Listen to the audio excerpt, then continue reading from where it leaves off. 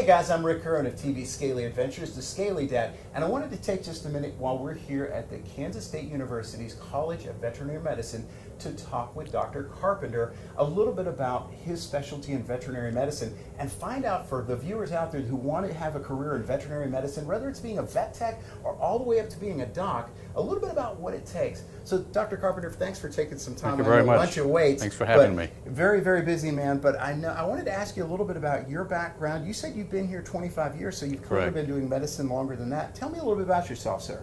All right, well, ever since I was like this big, I had access to woods. I spent a lot of time in the woods because I love wildlife, and I would find them and I'd hold them, then I'd let them go, and I developed an interest in being a wildlife veterinarian. After that, I went to Cornell University for 4 years and got my bachelor's in wildlife medicine, ecology.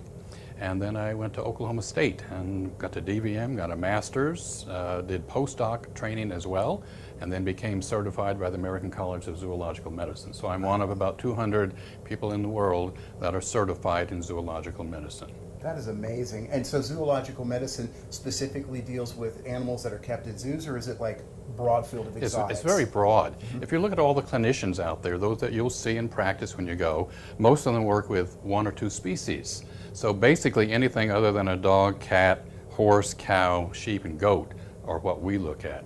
And so there's another 48,000 different species out there, although half of them are fish. We don't really see all those, but it's sort of like Pawn Stars. You never know what's going to walk in the door that day. And so we'll get reptiles, we'll get birds, we'll get zoo animals, we'll get gibbons, which is one of my favorite of all the primates.